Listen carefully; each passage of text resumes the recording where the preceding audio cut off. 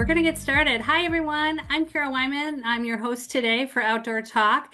This is a read, listen, and watch series for the coffee shops.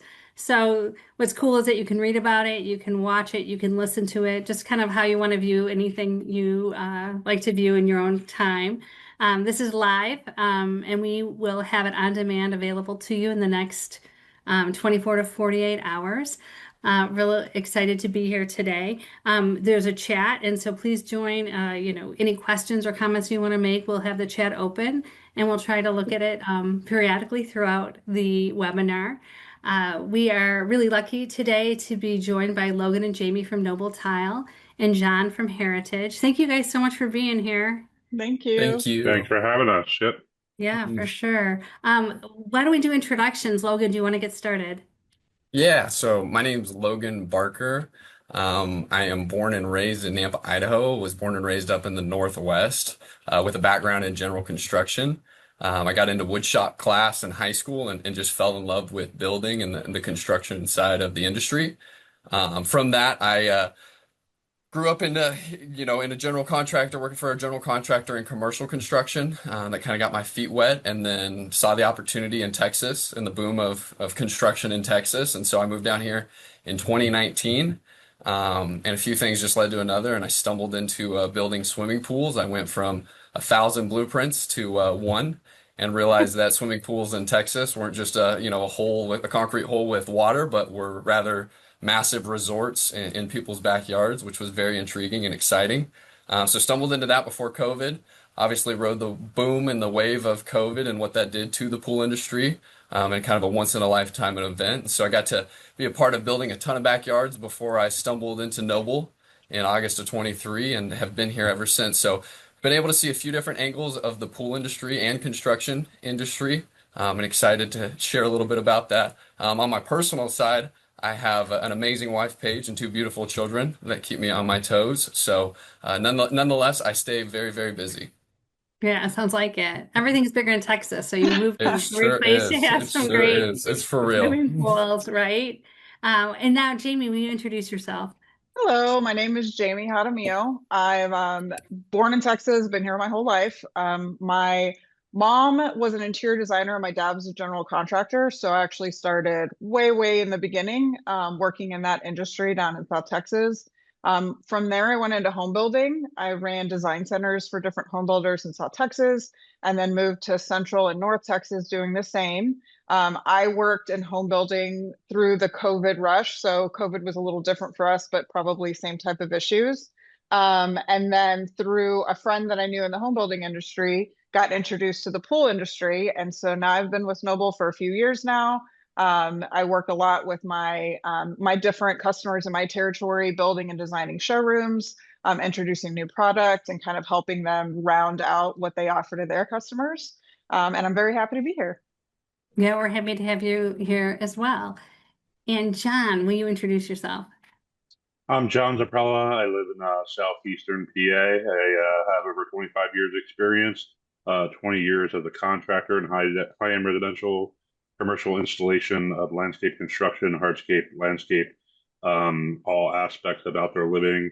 I've been with Heritage here for 4.5 years. I moved into a role as a hardscape product manager in the Northeast, where I grow the hardscape category outdoor living, do education to educate our staff, help with product selections in the branches, and moved into a director of supply chain role of hardscape for Heritage Landscape. Also helped with a little bit with the pool side as well. Now I'm working on supply chain strategy and creating more synergy between our pool and landscape verticals, and happy to be a part of this experience as well.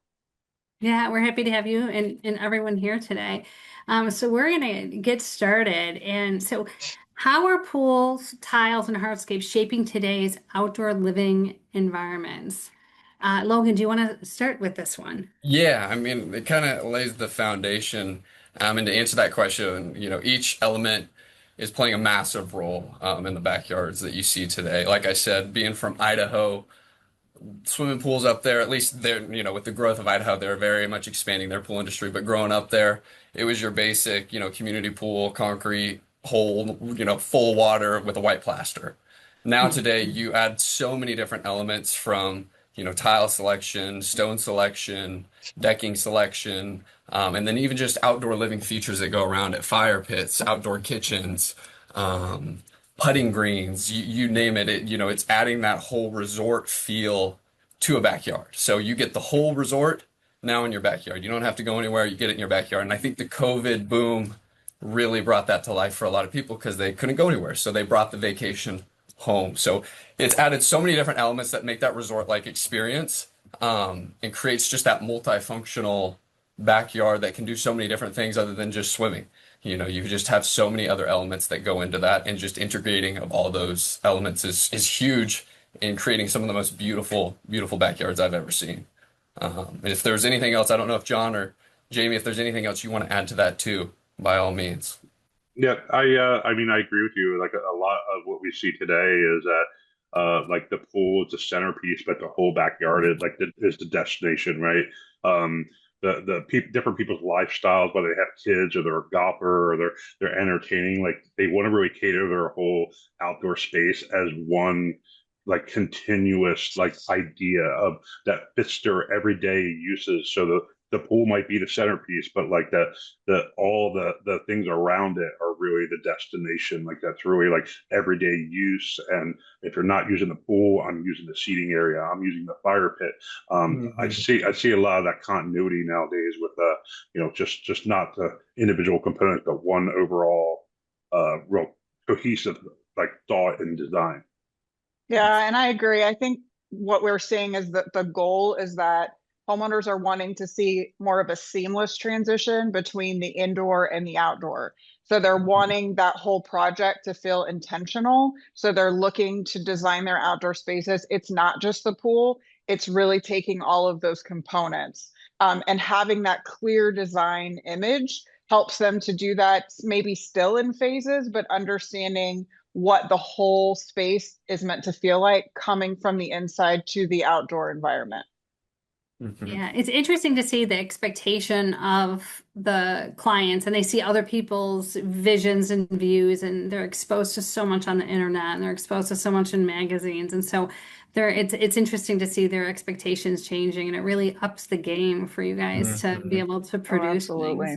But it's Well, and fun really too. every backyard, and we'll kind of unpack it more through the slideshow, but every backyard is a unique canvas that really every designer, is just essentially an artist that is painting that backyard, painting that yard to life with whether elevation changes or, every backyard is unique and different. And then with that too, every designer's eye is unique and different. So it's exciting to see different perspectives, different ideas in different backyards come to life with all kinds of designs that are out there today. True.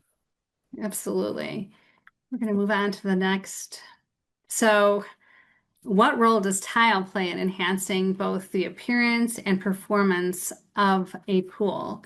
Jamie, do you want to take this one? Sure. So, you look at the basics of it. Functionally, what waterline tile does is it protects the pool structure in that area that's exposed to the water, the chemicals, and the buildup. But because it's at such a visible point, something that's even as small as the tile selection, that has a significant impact over the whole project. So we find that the key is to find the right balance between the visual appeal, but also the durability, the maintenance, and the long-term performance. It does it. It's aesthetically, it creates a visual transition between all of those things. So understanding how and where that material is going to be used, rather than simply what looks good in the showroom, right? We can get kind of pulled in by the shiny, bright samples that we see with the beautiful lighting. But every material will offer different levels of color variation, texture, and reflexivity. So really it depends on the application and what that overall design project is. Scale is also important, just because sometimes we'll look at a sample, most of the time in a showroom setting, it's in a smaller sample. That's going to look very different when it's repeated across a whole pool, right? So understanding how that's going to affect the project as well. So ultimately, the best material that's selected is the one that will go towards the vision that Logan was talking about that the designers created, but we also need it to perform well in the conditions that it's installed, be it what part of the country, or maybe what water feature or what part of the pool it's going in. The goal isn't necessarily that you want every single thing to match, but you want intentional relationships between the colors, the textures, and the materials so that it fits that overall design. Yeah, that's a great point. Yeah, no, it's spot on, Jamie. Yeah. I just want to add one point, like from a hardscape perspective, like, you're picking your tile early on in the process, right? And it really sets the tone of the color. So, like, to Jamie's point, like, it's really important that the contractors are understanding the transition between the materials that, like, often we see a pool installer doing the pool, and sometimes a hardscaper or a landscaper hired separately than the pool company, and it's a miss if we don't, like, combine those materials from the get-go to create that cohesiveness that we're talking about, to have, like, every decision made between the pool and the hardscape affects what's next to it. So having that continuity, you'll hear that throughout this call probably, like, really, like, having that overall vision, and whether you're hiring different people or using the one big company, and, like, it's important to make sure everyone's involved from the start. So if you're picking a bold tile, that maybe you want, like, a more monochromatic patio or something of that nature, but good communication and sharing this information at an early stage of the design process is imperative to getting the vision that you're looking for. That's a great input. And just, I mean, you really focus on, like, being able to plan and the communication. And we definitely cover that a little later. But those are just, it's such a valid point because to get the cohesiveness is really, really, really important. And we kind of talked, I think every designer, designs a backyard a little bit different, a little bit unique, but I think a lot could agree that the tile is the center point that a lot build around. We're called Noble Tile Supply. That's our main bread and butter. We offer the other products, stone and other things too, but the tile is that centerpiece really that a lot of designers and a lot of pool builders build that backyard around. Very good. Good point there for sure. Okay, so we're moving on a little bit. So with so many material choices available, how should contractors help homeowners choose the right tile and hardscape products? John, do you want to take this one? Yeah, I might have started early on this one, right? Like, You set yourself up with this one. It's right here. Yeah. But so when we were looking at all the products, we really, like, want to look at, like, what will the space be used for? Like earlier I mentioned, what is are you a nightlifer? Are you have kids? What are you going to use the space for? Like, do I want a putting green? Do I want fire feature? I'm like, all the layout of all that those things are important.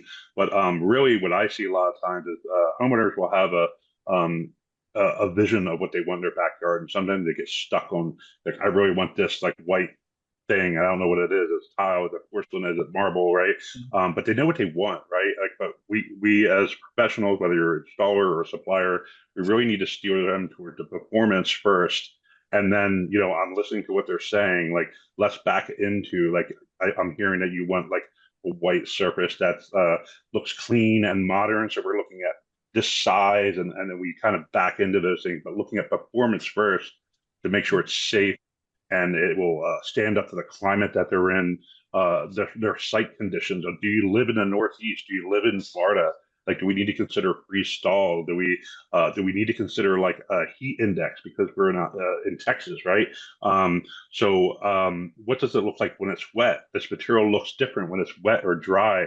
That's all part of the performance of the products, and then we can, as professionals, say, hey, here's 3-4 options that meet all your criteria, and we need to lead them down. But what I see sometimes is a mistake is that, contractors, they let the customers just say, this customer wants marble, we're putting in marble. I'm like, but you understand that this is like a heavy slip factor, right? Like, so would you consider a sandblasted finish versus a smooth polished finish? Like, maybe that's a better option here. So whether you're an installer or supplier, it's our job as professionals to really educate the customer on the why we're doing it, but still meet all their needs for like why they actually want the project, right? Fulfill their vision. So you guys have anything to add to that, Jamie or Logan? Yeah, I was gonna say, yeah, I think I see, and it's a costly mistake for builders and installers when they don't have that conversation up front with their homeowner and they just kind of let their homeowner, plant their feet in what they want. They can, and especially if it's a material not rated for either, freeze index in a cold climate or not rated for outdoor, it starts deteriorating, starts having problems. Maybe, God forbid, a child gets slips on it, hurts himself. They start just having issues.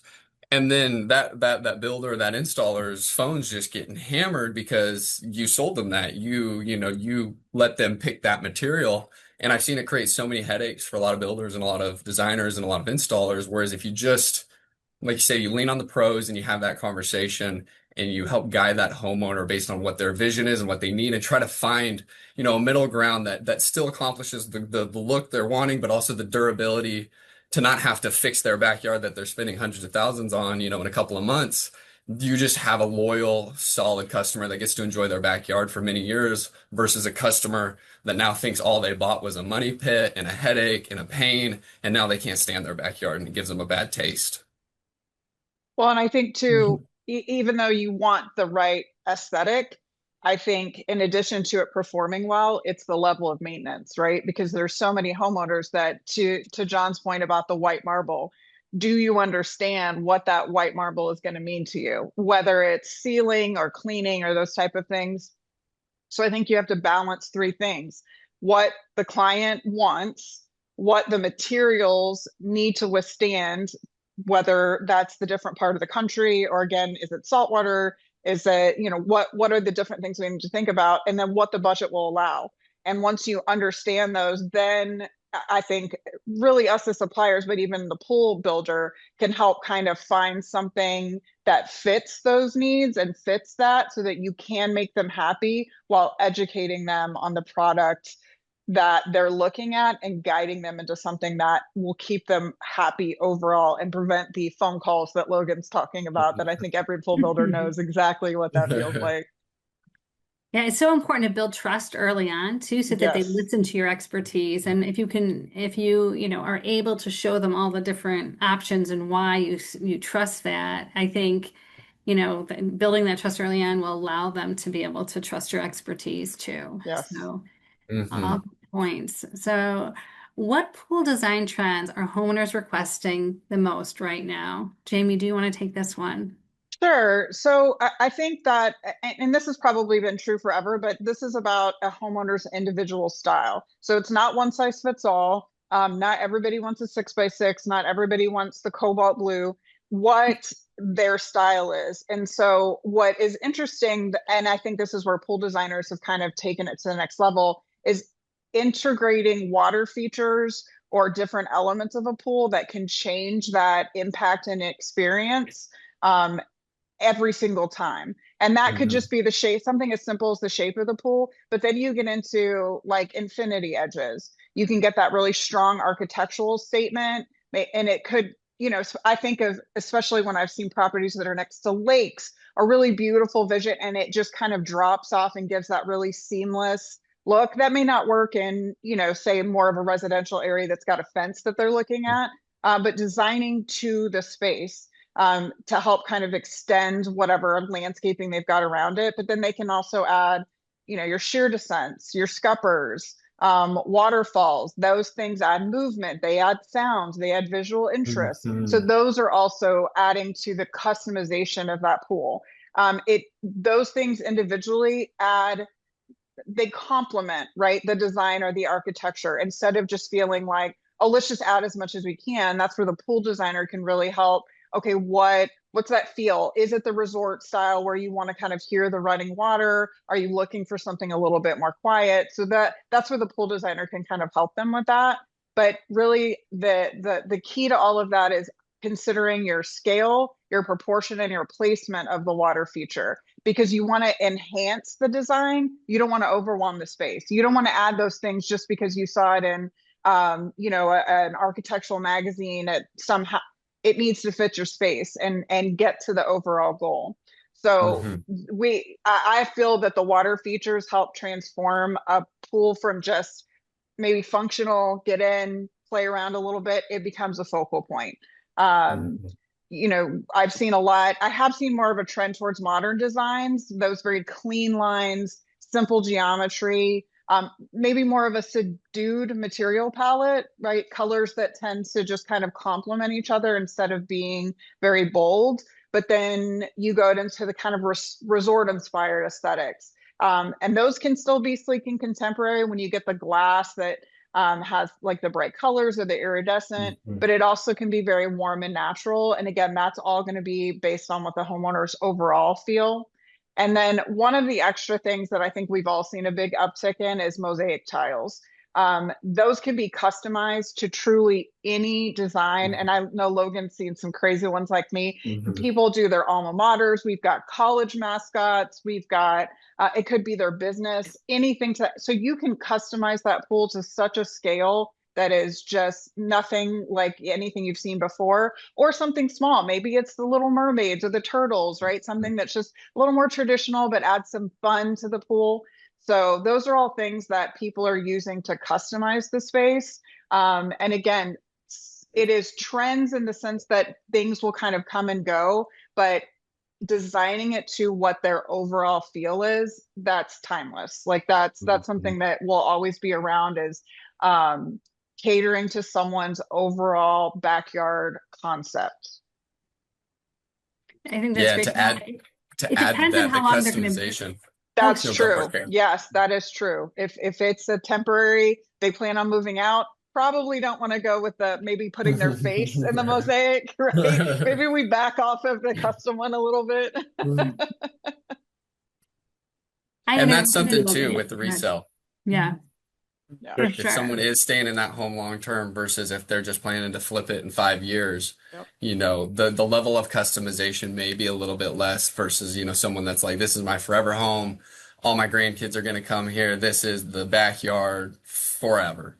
And the cool thing to add to Jamie's is just the level of customization that can be done. It is infinite. Whatever your mind can imagine in that backyard, it can be built. And whether that's modern, whether that's freeform, there's so much trend in so many different ways that, you could say tile has been going horizontal for so many years, and now they're starting to go vertical with it. I'm definitely seeing the vertical tile more often and the modernization, but also still seeing, a lot of pools putting brick coping and the retro 90s style coming back as well. So good balance across the board and just massive amounts of customization. Just touching on what Jamie said too, like with the modern pool designs, it's really from a hardscape perspective, it's really driving that cleaner, large formats, fewer visual interruptions, like she mentioned. Like you see a lot of monochromatic colors. You're getting your pop with your tiles, but what I also see is more intentional transitions.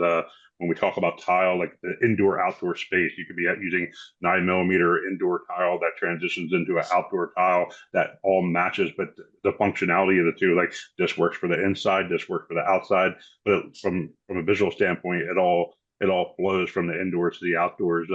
And we're saying a lot of the same things here, where it's more about the personalization rather than one dominant style, like that personalized, like someone getting potentially the same countertops that they have in the kitchen on their outdoor kitchen. Like we're seeing more of that, like where it's intentional, where it's not, I built my house and now I'm doing outdoor island. They got like, a completely modern kitchen, and you have like a rustic outdoor, right? I'm like, it's all thought out, and what carrying the styles and trends that you're seeing in your house, outside your house, like meeting your personality and that personalization is like really a trend that I see, is that like people want what they want, and there's so much inspiration online now that they have all these tools and AI and some things that you can't even build, right? I'm like, but it's true. Like people have all this inspiration online now, so they get very specific on what they're looking for. Yeah, and it looks like all the trends really focus on making people feel calm and have a spa-like experience and just kind of Hmm. being able to use their house as an oasis of sorts. So I think that's all great. I'm going to move on to the next. Yeah. Is there anything else you guys want to add for this? No, No. that's perfect. Great. So, what performance characteristics are most important for pool decks, coping, and surrounding hardscape areas? John, do you want to take this one? Yeah, I mean, I touched on this a little bit earlier, but this is an important point, and especially when we're talking about pool spaces and things like fire and different things, is safety and comfort, right? Um, Homeowners actually physically interact with these materials, right? Like they're walking on the pool plaster. They're sitting on the pool coping, right? They could be sitting on a sitting wall and simple things. I meant, oh man, I really like this rock edge. I'm like, it has a really sharp edge, and did you consider when people are sitting on this with nice clothes, it'll rip their clothes, right? Like these are things that sometimes people just I never thought about it that way. So when we look at it, it's really like we're looking at the products, we're looking at the application, and then the third part is like the installation of that, like your specific environment. Like we might have to pick a different product because of the substrate, which is like what's underneath of your patio or underneath of your tile, like that's called the substrate underneath. I'm like, is this ever concrete? Is this all sand? Like we have to consider like we have to use the right installation techniques, and your installer needs to understand the needs of that site and not only be able to use the right methods and applications, but be well versed in them. Like whether you're paying, top dollar usually for these projects, you want to ensure that these guys are using the right products, they know how to use them, and that they're recommending the best possible solution for your specific application. So I think we should be talking a lot, just as much time about all the things that you don't see, like drainage and uh, what's underneath your patio. Like the real important part, if you talk to any hardscaper or a lot of the pool builders, I'm like, it's the things that you don't see that are really the most important parts of the job. And that's what determines what's this going to look like in 10 years. What will this look like in 15 years? Because I guarantee with that you want to stand the test of time, even if you are flipping your house or whatever. I'm like, the quality of that work is going to bring more return on your investment. So I'll pass that off to Logan. Yeah, yeah, no, I think that's great, John, and I'll add to it the way I kind of see performance characteristics and picking, the product in your backyard is on one side you've got aesthetic, and then on this side you've got durability.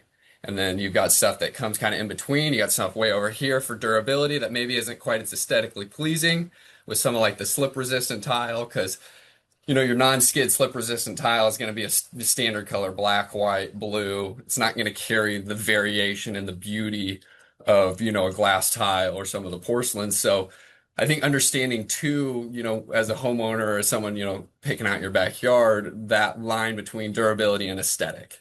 Because if you're so focused on aesthetic, you do have to understand that you may sacrifice a little bit of durability. For instance, on a glass tile to a porcelain, glass does have thermal contraction, heating and cooling. There is chances for glass having a little bit more maintenance or just a little bit more care you have to do, or even a more, and we can get into it a little bit later in the slide, but a better setting material system, a more expensive thin set, grout, waterproofing, all those different things, play a massive role into that aesthetic that isn't quite as durable as using like a 6x6 porcelain tile. So really that's what it comes down to. And then you add budget into the mix. So you've got durability, aesthetic, and budget. And in between all of that is where you land based on that vision and that idea of that homeowner, of that client. Yeah, And I will say too, kind of added to as I was looking at this point, the heat reflective and comfortable surfaces. I see that becoming more of a talking point here in Texas, especially, in the month of August when it's 100 How many days degrees. have we been over 100 Yeah, degrees? exactly. No rain in Texas and 100 degrees for I think the last 30 days. And so a lot of people, they don't realize that when it's 100 degrees, 30 days in a row, that travertine, that marble, that stone is hot. That concrete deck is hot. And so there's a lot of conversation out there of how can we cool this off? And so There's some stuff coming out and some different things down the pipeline that I think we'll see with a cooling effect that a lot of people are asking for, especially in the southern states that are hot.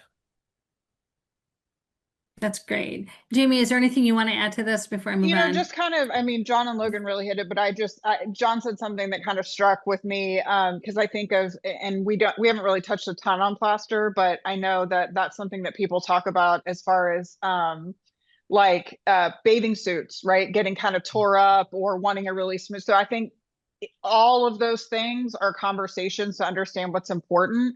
He had talked about, the rock face being really rough. Well, some people have said that, even like maybe if it is a sandblasted finish, that it's still a little bit rough, and kind of talking through, okay, yes, but right, you've got little kids, you really want to have that slip resistant. So let's talk about the pros and cons either way, because if we do a tumbled finish, it could have that sleeker look, but somebody could bust their rear running across it if they're little kids and, kind of doing all that. But I think of just, plaster, those type of things, even, color wise, like just really taking in all of the elements of the design. I've worked with customers in the showroom that come in and here's their picture from Pinterest or Etsy. And then you start to talk it through, right? I really love that dark gray, black plaster. Okay, but if you live in the country, you could very much have a snake or something else in that pool that you don't see. So, do we need to maybe consider taking the water lighter and going into a darker tile? So that's where, even though they have their vision, talking through the realities and the logistics of the material they're picking, I think is so important. Mm-hmm. Great. That's very, very important. So we talked about some of the pool trends that are happening, and now I'd love to hear about the hardscape, the tile and hardscape design trends that are influencing the outdoor industry, outdoor space. Jamie, do you want to take this one? I will. And I know John kind of touched on this already, but I'm going to say it again, large format. We Mm-hmm. have been absolutely inundated with requests, and that is not just decking material, that's taking it up vertically as well. You get into those water features, those raised walls. People are wanting less grout lines and just a smoother finish. And that is what you get with the larger format. And that comes down to, that's porcelain. Even in travertine, we've seen a shift. Instead of that real traditional 12 by 24, we've got people that are looking for 2 by 3, a lot of even 2 by 2s, just anything larger to reduce the gaps that go in between. Those can make things feel more expansive, but it also depends on the space, right? You get into a 24 by 48 porcelain paver, that may not work in your smaller pool environments. You may need to take that scale down. But something that has been that is really starting to take over is anything larger, and that really, even with the tile, we've seen an uptick in our 12 by 24 porcelain tiles for the same reason. People are wanting to see more of the pattern and less of the grout lines that go in between. Installation is extremely important. Again, we've kind of touched on this, but you're talking about larger pieces, heavier pieces. The material has to be appropriate for where it's going. And so those are things to make sure and discuss with the pool builder. But when used correctly, they can give a really strong foundation for that kind of modern, sophisticated look, if that's the goal that they're going for. I would say the other point, and we've kind of touched on both materials, is between a natural material and a manufactured material. Porcelain has taken over. I think it took a little bit longer to get down to the South, but we're even seeing, for people that don't want the unexpected beauty of a natural stone, because it's God's gift. We've told Logan and I have been through this, and I'm sure John's as well. Like, you cannot. We get what we get when it comes to natural stone. It's coming out of a mountain. It's coming out of a quarry. That is the beauty of it. But if that's not what you want to have, you can have a very similar look in a porcelain that is more consistent, but is meant to mimic that. Potentially less maintenance with that. You don't have to seal it. And you can get some really beautiful looks. So really, you want to go beyond the appearance. It's durability, it's maintenance, it's availability, it's the installation, it's the climate, and the budget. All of those things come into play when you're looking at that. So if you go natural, right, it's more organic, it's timeless, it's been around forever. but manufactured products can help you achieve a clean and controlled aesthetic. I would say neither is better, right? It just depends on the vision and the performance that you need for the project. So plenty of options. You just have to weigh the pros and cons either way. Mhm. Logan or John, do you have anything to add to that? I'd like to touch on, Jamie saying, you're hearing a lot of these same things of a large format, right? Like the outdoor porcelain is, it provides interesting opportunities for that indoor outdoor transition where other like some natural stones and pavers might not be as easy to do something of that nature. I like the idea to like some of the strongest designs you see offer mixed materials, like they're offering a combination of like boulders with porcelain and large format. So you're tying in, if I live in Colorado, I'm tying into the mountain boat, my style, like my personalization of what I want, but also tying into the surrounding landscape of the rest of your property. We look at these things and the trends that they really inspire the project, but the performance requirers still have to drive that material selection, right? So can we really do with if you want that travertine look, but you're in a northern climate, like I really want this travertine, but John's telling me I shouldn't put this in Pennsylvania, right? I'm like, there's great news that we have a lot of products like porcelain that emulate the look of that, but have the performance factor that you need, right? So that's all. This is all tying together, as you can tell, like with the product selection, using the right product for the right application, and really like just creating that professionalism where you're driving them to what's going to work long term, but also look good from a design standpoint. We see a lot of patios that are gray on gray on gray, beige on beige on beige. I'm like, but when you look at alternatives like porcelain, we have different sizes, way more design options. We have matching vertical that matches the style. Like, so they're opening that world, maybe sometimes maybe gravitating toward the right contractor that is offering innovative solutions and designs in-house is something that I really recommend to make sure you're selecting the right people that can get you to where you want to go.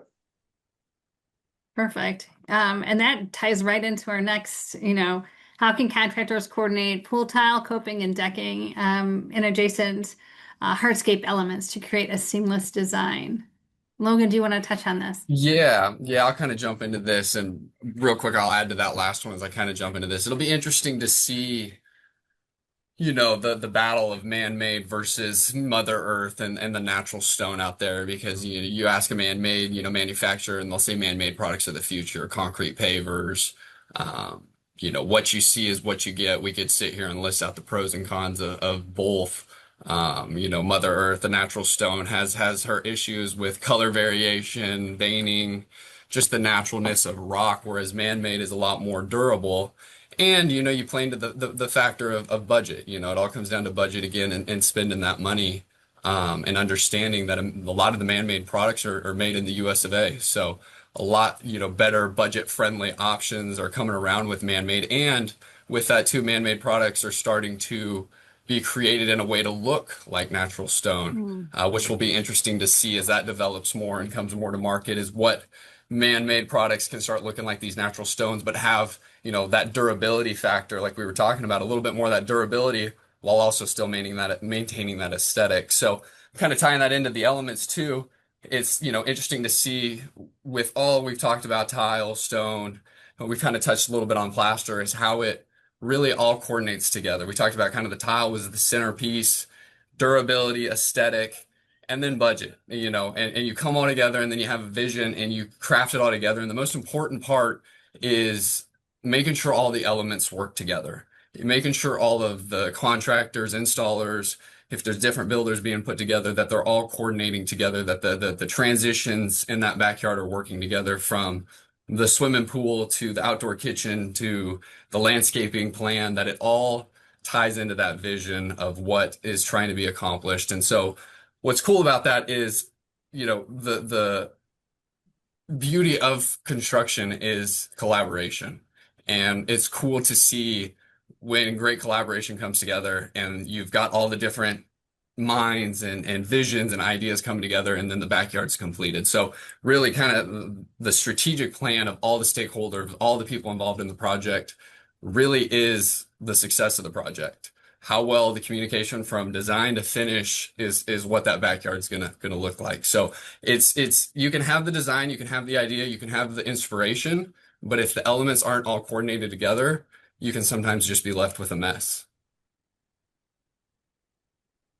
Yeah, I agree with you. I talk a lot about planning backwards from the finished environment, right? Like if we like these elevations, if you have a deck and you have a deck to a patio to a pool, we're talking about elevations, right? And like how like from an owner's perspective, they see this as one backyard, but to Logan's point, I'm like you could be working with a deck contractor, a landscaper, a pool installer, and if there's not communication, this like I've seen it a million times where the deck is built and the steps don't line up with where they need to be or like I paid all this money and I have one weird 4 inch step and like there's all these afterthoughts and the pool elevation was not where it's supposed to be and then the next guy says he's throwing his hands up and the homeowner's like I don't understand, right? Like that's like, but that communication between all these different contractors, they really do live in different worlds. Like so, having that communication from the start, that's one thing that I think all of us will emphasize is that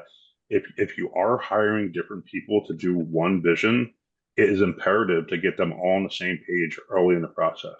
You can't put in drainage underneath your patio if the patio is already in without taking it up. So it's like these like things are the sequence of construction, and sometimes the drainage isn't considered by that person. So by the time someone tells you about it, I'm like, now I'm putting a drain in an undesirable spot where I didn't want to see it because we didn't think about it at the right time. We didn't plan for it ahead. So communication becomes critical.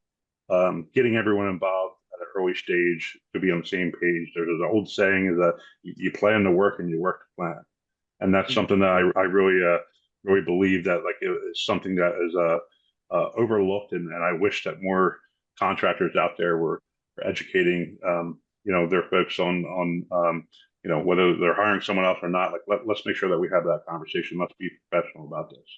You know. Yeah, Jamie, do you have anything to add to that? Yeah, just, talking about coordinating, I think the most important thing to remember is that coordinating doesn't mean that everything has to match. Especially when you talk about doing the project in different phases, you're creating intentional relationships between the materials. So it's understanding the overall theme versus, oh, if I got this specific stone, it doesn't have to be that in your next phase. It could just be in the same family, or maybe there's a smaller element of that same stone, but it ties together with something else. Everything should feel connected, but it doesn't have to match. It's having thoughtful transitions that can define individual areas, but not creating visual barriers. So again, and I think we've stressed it so much, it's making sure that all of the different contractors, if it's not all under one roof, see what your final concept is and really making sure that you invest the time in what your overall vision is. And so that each of them see that. And instead of them just trying to sell you, maybe the deal of the day, you have your design concept. And this is how we're tying it all together. Yeah, and I think John's point of bringing all the contractors together, there's a burden for the homeowner if they're not going to hire a general, someone that's going to handle all the different trades and the disciplines. But just the point of making sure everyone's on the same page. And I think a lot of people do not necessarily do everything all at one time. It's almost like a master plan where they can only afford, from a budgetary standpoint, to do phase one, and so it's almost impossible to match the stone for the next phase or what have you. So I think the complementary stone or the complementary elements are really important to note. Before I go on, is there anything anyone wants to add before I go on to the next slide? Yeah, I just wanted to add real quick too. I think too, as there continues, it's just my opinion, but I think as there continues to be more synergy from suppliers, like Heritage and Heritage Landscape and Heritage Pool, as that synergy continues to come together and we recognize the cross, the way we can work together. And even builders, I think, are starting to realize that, especially here in Texas, that they're starting to add to their scope of work rather than subbing it out. They're taking it all under their hood for that reason alone, so they can manage all those elements for that consumer, for that customer, and make it easy on them. So I think as we continue to see more synergy in the industry of us all working together for the benefit of that homeowner, it's going to make it just that much easier for these builders, whether when they're getting supplies, when they're going to get the tile, they'll have a distributor and a supplier that has, from foundation to fence line for them, that can get, supply that whole backyard need. Yeah, and Heritage really does bring that to the table for everybody. So that's important to note too. So for the next slide, so what installation practices have the greatest impact on long-term success of pool and hardscape projects? John, do you want to take this one? Sure. We touched on this, or I know a few of us did. Like the most important parts of the job are the ones that you don't see, right? Making sure that we're um, planning for longevity, that we're planning for your climate, we're planning for the right base preparation and for movement accommodation for our pools when there's freezes and thaws and hot periods and cool periods and so forth. The glamorous part is that finished photography, right? But the real meat and potatoes is the stuff that's below the surface, and that's like every hardscape will tell you, starts with a good foundation, right?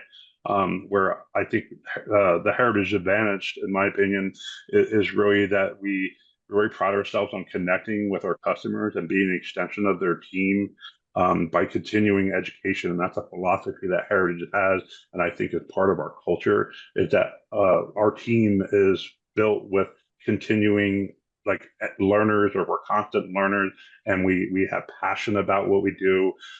We want to be on the job sites with our customers, and I'm not saying that we're the only ones that do that, but a lot of what we do is it's our customers see that that's genuine, and they really feel that connection, that we genuinely are passionate and care about the success of their project as much as they do, right? And it comes across by us insisting that we educate them, right? I'm like, there's certain people that are a little reluctant, and you hear it a lot. It's like I always say, it's the most dangerous word in business. Like, I've always done it this way, right? I'm like, well, like, just because you did something 15, 20 years ago doesn't mean that method will apply to new modern installation methods, new materials. I'm like, so I understand that's worked for you in the past, but there's another saying, is like, how you got from point A to point B isn't how you're going to get to point C, right? I'm like, so I understood that's where it got you where you are. How do we get to where we're going? That's where Heritage can help. So with that, I'll pass it on to Jamie.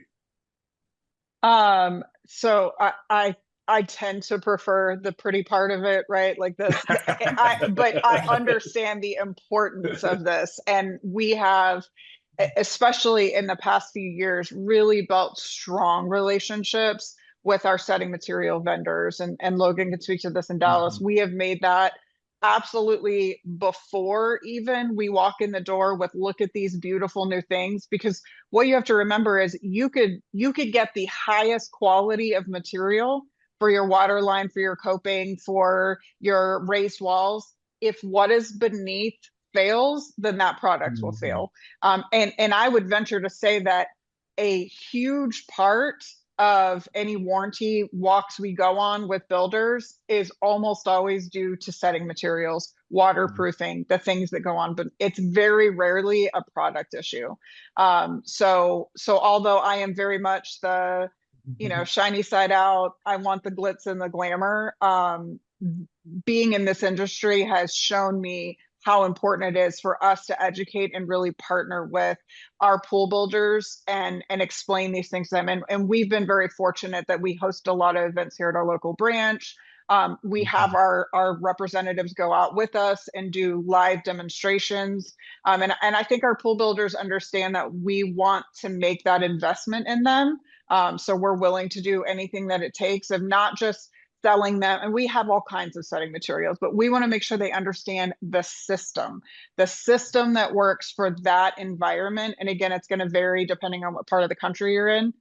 So we've really tried to be the experts right in Texas and dealing with that. And I'm sure John would say the same. Any area that we're in, we're making sure that we're selling, stocking, getting information, doing demonstrations on the absolute best systems to set our pool builders up for success, and making sure that they can then educate their homeowner on, yes, that's a beautiful tile. I need to do this in advance, and that's why maybe I charge what I charge, or however they want to lay it out. But educating pool builder and in turn educating the homeowner and why we do what we do, to make sure that water doesn't go where it's not supposed to be, right? We want it where Water's you swim important. and play. Yeah. Yes, splash and play, and those things, not behind anything. So really the education part I've come to value, outside of my loving the design part of it. Yeah, to add to that, to Jamie's too, I tell our customers, I'm not trying to, sell you another product. I'm trying to sell you a solution. Like if I don't believe in the solution, and that's where, Yeah. My background in construction helps because I can see the magic bullets that are just, trying to sell a product. I'm trying to get to the best manufacturer of a thin set or the best manufacturer of grout and get the product that gives a solution, not just an upsell. Because I want them to see the value of it as well. I don't want to just sell them and then they come back to me and say, yeah, no, that didn't work. Like I love when, for instance, on setting materials, when a customer buys into a setting material system and they understand the value of waterproofing, using a high quality thin set, and then using a good grout. And they say their callbacks have gone way down, their warranty, phone's not getting hammered. That's my goal in it. That's the goal of all of us should be, to help that homeowner, help that customer be able to enjoy their backyard without headache after headache after headache, and have that long-term success. And I'll just add real quick too, that first point, water is the most corrosive thing. Water is everything. When you come to that backyard and it's a blank canvas, the variables that affect it, whether that be soil or water, it all comes back to water because soil issues are because of expanding and contracting water. When it rains, when it doesn't rain. Water is the problem. And so when you understand how to keep water out of where it's not supposed to, as well as how to just understand the corrosiveness of it, then you can build a backyard, build a pool that does what it's supposed to. That keeps the water from where it's supposed to, keeps the headaches away, and gives a great finished product for that homeowner to enjoy for many, many years, hopefully. That's important. That's really good information. So we have a couple more slides, a couple more questions that we want to ask. And I know that we're coming close to our time, but what common mistakes lead to callbacks on pool, tile, and hardscape projects? And you mentioned the water, right, Logan? So go ahead and start. I think that's the foundation of it all is water. Most, if not 99% of common mistakes are from water. And understanding, materials, like you say, that first bullet point, selecting materials based solely on appearance and not performance, understanding what materials do better in weather versus others, what materials do better next to a saltwater pool versus a chlorine pool, understanding how that material is going to react to water, and then understanding too, if that material struggles, like a natural stone struggles being next to water, like a saltwater pool, or just, the corrosiveness of water in general, I always recommend sealing it. Sealing that rock to keep that moisture from penetrating, because once that moisture penetrates the pores, the veins, then it's just the beginning of the end. It starts to crumble, it starts to crack, those pits and pores get bigger, and that beautiful, light ivory stone that you paid a premium for now looks like Swiss cheese because water got into the pores and made them bigger, and you spent all this money for a pool that looks rough in a lot of ways. So that, tied into poor drainage, the stuff you don't see, especially here in Texas in a flat area that doesn't have adequate drainage. When the monsoon rains hit, understanding a good waterproofing, understanding, when you are building that backyard, that outdoor space, that you have a good quality drainage plan, because you are changing the drainage of that backyard when you're adding a swimming pool and an outdoor kitchen and an outdoor fire pit. So a good builder also understands the value of good drainage when he's building his products, because you could build a beautiful backyard and have horrible drainage and just have nothing but problems. And so the drainage is almost, especially in places with just high flooding, high rainfall, the drainage is the most key part of durability, longevity, and making sure that those products in that backyard, last longer than a year. Yeah, that's important. Is there anyone else that wants to chime in on some of the common Yeah, mistakes? yeah, I find that a lot of the callbacks are less about the actual workmanship, like in general, but the decisions, like we've been hitting on here, like the failures are upstream, picking the wrong product for the application, incomplete site evaluation, drainage being overlooked, specifications not reviewed properly, installers being unfamiliar with newer systems or rushing because the schedule's already behind, right? A point I want to make in this part is that callbacks don't just cost labor and materials; they also they consume customers' confidence. Like if you have a $2,000 repair, it can have a much larger long term cost if it damages the contractor's reputation or eliminates a potential referral. Like so, sometimes some things that seem simple lose the confidence that you built like with that customer, the trust and like that referral. And like a lot of these high end companies, like they're referral based companies. Like I remember being a contractor myself. When I gave a referral, I said, "Let me give you a referral of somebody I've had a problem with," because I want you to understand how we dealt with that problem. Because that's really what distinguishes a good contractor from a mediocre contractor or a poor contractor. Is like problems come up in construction, like, but the ones that plan and the ones that know how to deal with the chaos of construction, because that's the reality of it. It's controlled chaos. Like things come up on the job. I'm like, how you handle them when they come up in the middle of the job is really what distinguishes you, and why people come back, why people refer you. So just a point I went to add to that. Wonderful. And Jamie, anything to add before I go on to the last slide? I mean, just tying it all up, the installation is just as important as the materials picked. I mean, there's no two ways about it. So you have to make sure that you've got the right team.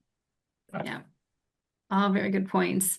Okay, so how can suppliers help contractors deliver better pool and outdoor living projects? John, do you want to? We have a couple minutes left, so Yeah, I know. we I'll covered keep it some of brief. this too, right? Right. Like exactly. I challenge the traditional definition of a supplier. A good supplier gets you material. A great supplier helps you make better decisions. They help you be educated. They help you be grow your company through offering more diverse offerings. Maybe even elaborating into other avenues that you didn't do, like lighting or fire features, right? That means that we have better product and application knowledge. We have manufacturer relationships. It's not just our team. We have extensions to our team. Like we bring force. It's not just like Logan and Jamie and John. Like no, we bring an army. And we have strong teams. So, but that training education, the sample, we give them all the tools they need to do the job. And this is where you know the best contractors I've worked with over the last 30 years that they develop capabilities that their competitors they can see but they can't really replicate, and that product knowledge is one of those capabilities. Customer relationships are another. A great supplier should help contractors strengthen both of those. Like we're strengthening our relationship with them, and that means our suppliers are not just working with the owner. We're working with the foremen. We're working with the admin. We work with their whole team, and that's really something that everyone sees. But we're one of the few people I feel that really does that and does it well. Absolutely. Any parting thoughts or any thoughts about this slide, Logan and Jamie?